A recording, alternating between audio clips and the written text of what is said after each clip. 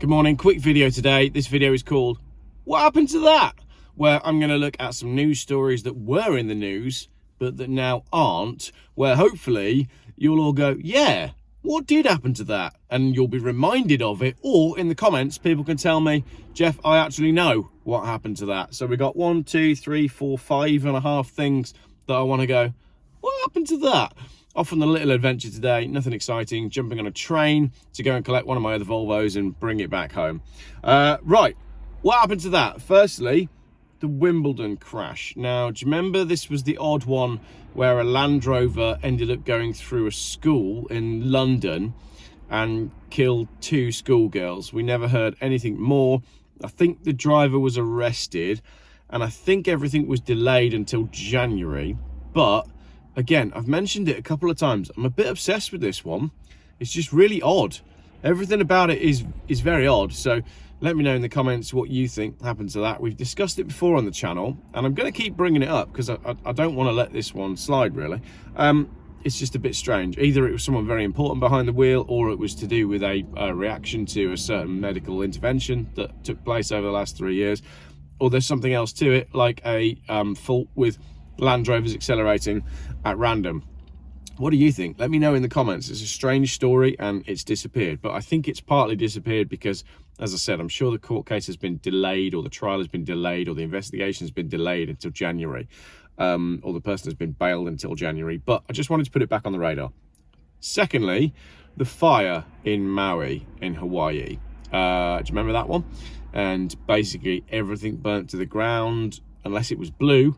Blue stuff didn't burn to the ground. If you painted your house blue, the fire knew to avoid your house. If you lived in one of the posh houses right on the front of the water, the fire knew to avoid your house. But if you lived in a house that they wanted to buy to redevelop the island, those were the houses that got burnt to the ground. Then the American government, while sending money all over the world to places, well, just south of Russia actually, decided that they were going to give, what was it, $800 to every resident, and these residents had lost everything. Then you had the real estate people phoning up and saying, hiya, you know that charred remains of your house that you can't do anything with, would you like to sell it? There was a lot of that going on. Then you had all the really weird stuff about non-American aid couldn't get in, so people had set up charities to donate clothes and pallets and pallets and pallets of stuff sent over to help people that then wasn't allowed in because it wasn't coming through official channels. Then they built a wall up so you couldn't look at all of the remains of the rubble. Then you had some surfers that were taking stuff in on jet skis because it was the only way that they could actually get aid to the island. The whole thing stank to high heaven. Great channel on that was Hawaii Real Estate. I can't remember the name of the channel. I'll put it there. He was brilliant. But where did the story go? It just disappeared. What's going on now? And I just wanted to remind my viewers who are predominantly in the UK, Europe, and a little bit in America and Australia, and many of you are from elsewhere as well, but just I wanted to remind you that that happened. Another one that has dropped off the radar completely, and the news was all over this. Do you remember the train derailment that we had? I think it was earlier this year, wasn't it? It was this year. We had 3 or 4 train derailments in a row in the USA, some of which were carrying chemicals, and I'm struggling to even remember the details of the story, which is ridiculous because this was a huge story that massively impacted the people that were affected by it. You know, you got drinking water that's poisoned, and all the people are in really bad health from these chemicals that were spilled out of these trains, which happened in really suspicious circumstances. Where's that gone? Where's that story gone? Just doesn't seem to tie up at all, does it? There were loads of train derailments in the USA, and as I said, a huge chemical spill that has now poof, it's just gone. Speaking of poof, it's just gone, there's a few other things that I could mention that I'm not going to mention, to do with adverse reactions to certain things, but I can't get into that. The next one is the Luton Airport fire. Has anybody heard anything more on this? Obviously, it was huge on my channel and many other channels when it was happening. Then we've got the fire chief coming out and saying it was definitely a diesel 6 hours after the fire had started, which, as I said in my video the other day, seemed very odd to me because the Bristol fire had been put out and they still couldn't work out what the fire was, even though it was only 11 cars. 11 cars burned to the ground. We don't know what caused it.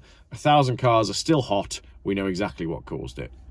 Tells you everything you need to know. And there were a couple of people in the comments on my Bristol video saying, Jeff, you haven't told us anything. I know, but I didn't mean to tell you anything. What I meant to do was say, look at the way these two different situations have been handled.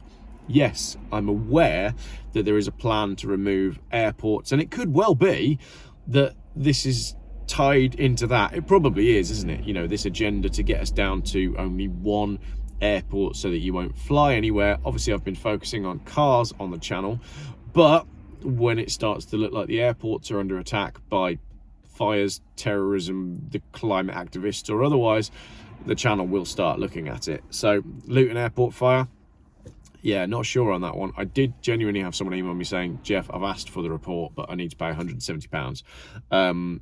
I'll look back for that. I'll go back through my emails and find that email, because I'm quite happy to stump up the money if it's going to give us some answers. So if you're the person that sent me that email, I'll try and get back to you today when I'm on my train. Next one, and this is sort of what's triggered this email, Nicola Bulley. Do you remember this really tragic case of this mother that went missing near the river? They searched the river for days and days and days, and then found her a long time later, a lot further away from where she was supposed to have gone missing, in a place that had already been searched before. Nothing about that case made any sense. I don't want to dig too much into it on video because it's tragic, and there's certain things that I just don't like digging into because I've got a wife and I've got kids and it's sensitive and I don't like it. But it's just strange that again was all over the news and now has disappeared. But there's another one today. There's a very similar thing that has happened. And again, not going to dig into it too much for the same reasons. You can go and do your own research.